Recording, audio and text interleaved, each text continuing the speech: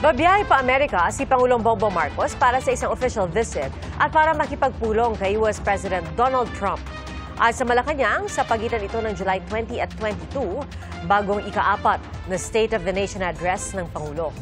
Ayon naman kay Philippine Ambassador to the United States, Jose Manuel Romualdez, kabilang sa inaasahang matatalakay sa pulong ng dalawang leader, ang Defense at Maritime Security Assistance ng Amerika sa Pilipinas, sa gitna ng pag-angkin ng China sa bahagi ng West Philippine Sea.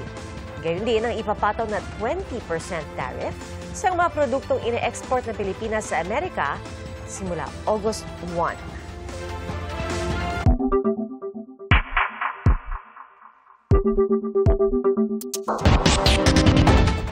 May mga hinihingi impormasyon ang Korte Suprema sa Kamara kaugnay sa inihahing petisyon ni Vice President Sara Duterte na kumukwestiyon sa impeachment complaint laban sa kanya. Saksi, si Tina Panganiban Perez. Ang gustong malaman ng Korte Suprema sa utos nito sa Kamara at Senado, ano na raw ang nangyari sa unang 3 impeachment complaint laban kay Vice President Sara Duterte. Gusto rin malaman ng kataas-taasang hukuman ang eksaktong petsa kung kailan inendorso ng mga miyembro ng Kamara ang mga impeachment complaint at kung ilang session days ang lumipas bago na-transmit ang mga ito sa Speaker of the House. Sa dokumentong nakalap ng GMA Integrated News Research, makikitang December 2, 2024 ang nakastamp na petsa nang inendorso ang unang impeachment complaint. December 4, 2024 naman ang second complaint at December 19 naman ang ikatlong complaint. Pero hindi na gumalaw ang mga ito matapos niyan hanggang sa umarangkada sa plenaryo ang fourth complaint noong February 5, 2025 kung kailan din na-impeach si VP Sara. Is there any objection? The chair hears none. The motion is approved. Ang unang 3 reklamo, ipinag-utos namang i-archive na. Hinihingi rin ng Korte Suprema ang tugon ng Kamara kung may kapangyarihan ba ang Secretary General ng Kamara na magdesisyon kung kailan itatransmit sa Speaker ang impeachment complaints at kung may otoridad ang Secretary General na tumangging i-transmit ang mga ito. Kinumpirma ni House Secretary General Reginald Velasco na natanggap nila ang notice mula sa Korte Suprema kahapon at nabasa na ito ng ilang House impeachment prosecutor.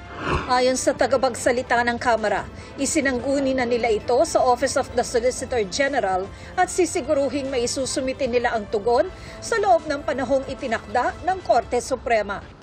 Nang tanungin si Velasco kung bakit hindi niya agad transmit ang unang 3 impeachment complaints, sagot niya, hindi kasi nga nagpahintay yung mga ibang congressman, di ba, na huwag munang i-refer kay Speaker kasi nga meron pa silang complaint na mas maraming mag-i-endorse. They requested me na maghintay lang for another complaint which will be endorsed by the required 1/3, 1/5 House members. Ayon sa Secretary General ng Kamara, walang nilabag na rules of impeachment ang kanyang tanggapan at ang Kamara. Kasi nga, under our rules kasi, yung impeachment complaint will stay with the office of the SecGen and then will be referred at the time na okay na. Wala naman kasing timeline din yung from the SecGen to the Speaker eh. Pero sir, nakalagay kasi doon immediately after nyo Yeah, mag-verify. immediate. Pero wala naman time yun. Parang yung sa forthwith yan, di ba? Sa forthwith, wala rin timeline dun eh. Trial shall proceed forthwith, wala rin timeline. So it's up to the interpretation of the official concern. Pero bukod sa mga ito, nais ding malaman ng Korte Suprema kung sino ang nagbalangkas ng Articles of Impeachment na trinansmit sa Senado, kung naipakalat muna ito sa mga kongresista at kung nabigyan sila ng panahon para basahin ang mga charges at ebidensya bago nila ito susugan. Ang utos ng Korte Suprema ay tugon sa inihaing petisyon ng kampo ni Vice President Sara Duterte na kumekwestiyon sa ika-4 na impeachment complaint. Ayon sa isang kongresistang pumirma sa Articles of Impeachment, kabisado ng maraming kongresista ang Articles of Impeachment dahil galing yon sa mga pagdinig na kanilang isinagawa. Nabigyan din anya sila ng sapat na panahon para pag-aralan ng reklamo. Alam ko yung nilalaman ng impeachment because we were the ones that actually investigated that. Sa akin, sapat naman yung time na ginawa eh. Sa akin, napag-aralang mabuti naman ng prosecutor's team ang nilalaman ng impeachment case na yan. And the fourth impeachment complaint, binigay naman sa bawat congressman yan, the copy. Ayon naman sa tagapagsalita ng Senate Impeachment Court, ihahanda na raw ng Senado ang tugon nito, bagamat karamihan anya na mga hinihinging impormasyon ng Korte Suprema ay konektado sa procedure sa Kamara. Kinumpirma rin ng Office of the Vice President na nakatanggap sila ng kopya ng notice mula sa Korte Suprema. Para sa GMA Integrated News, Tina Panganiban Perez ang inyong saksi. Ipinag-utos ng PAGCOR ang agarang pagbabaklas ng mga billboard at iba pang uri ng patalastas na nagpo-promote ng online pasugalan. Pinatatanggal na rin ng Cybercrime Investigation and Coordinating Center sa mga influencer ang content na nagpo-promote ng illegal online gambling. Saksi si JP Soriano.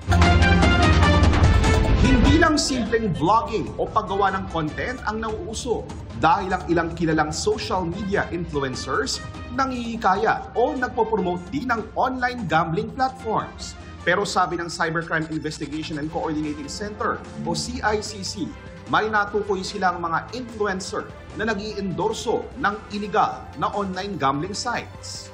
Several influencers and content creators promoting illegal gambling content have also been identified. May naabutan pa kami nag-live. Mensahe sa kanila ng CICC. Tanggalin nyo na ho.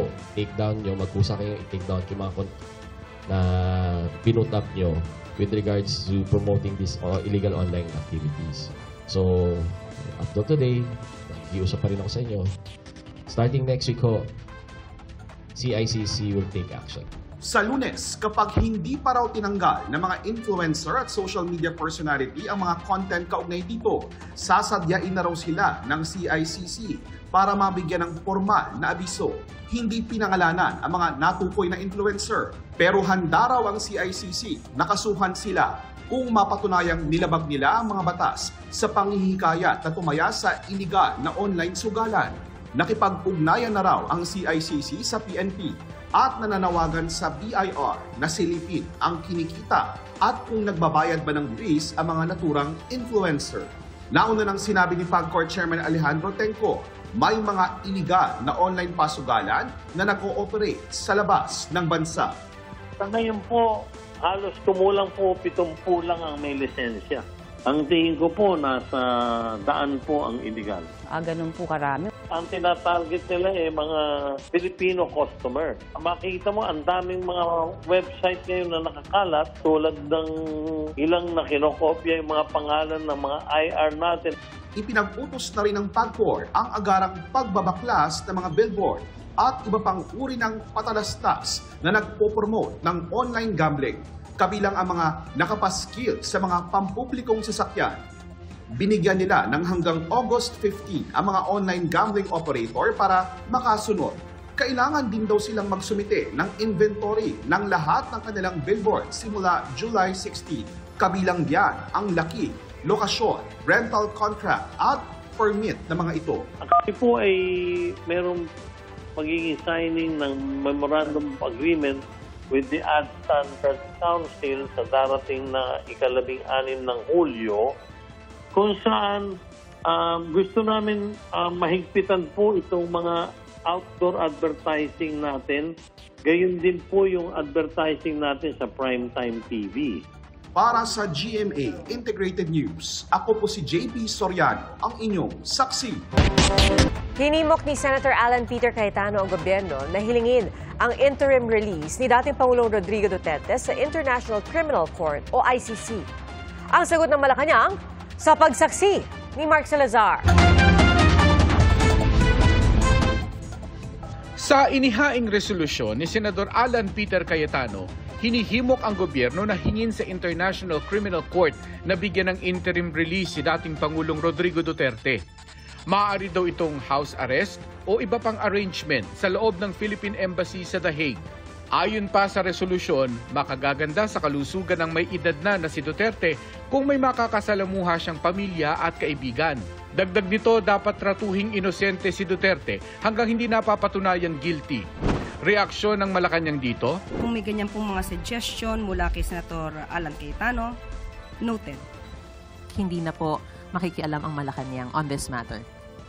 Sa mabibigay ko lang po ngayon, noted. Thank you, ma'am.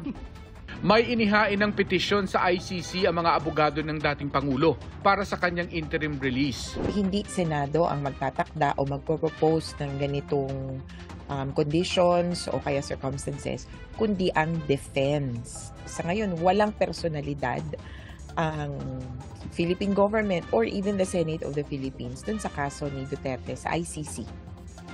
Kaya ang tingin ko, maaaring mabaliwala ito maliban kung lalapit siya sa defense para ipanukala itong ganitong mga kondisyones. May bigat man legal o wala ang resolusyon ni Cayetano, kabado raw ang pamilya ng EJK victims tuwing napapag-usapan ng interim release.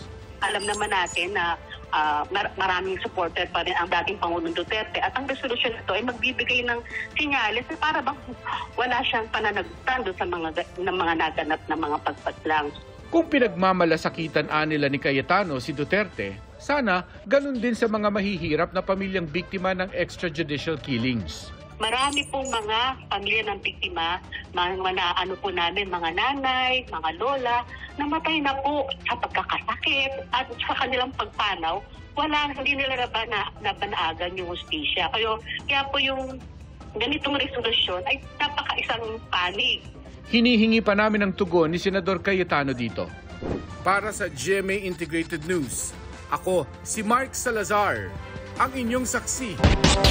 Sa pagtatapos ng kanyang tour of duty sa Pilipinas, bumisita si Israeli Ambassador to the Philippines Ilan Flus sa GMA Network.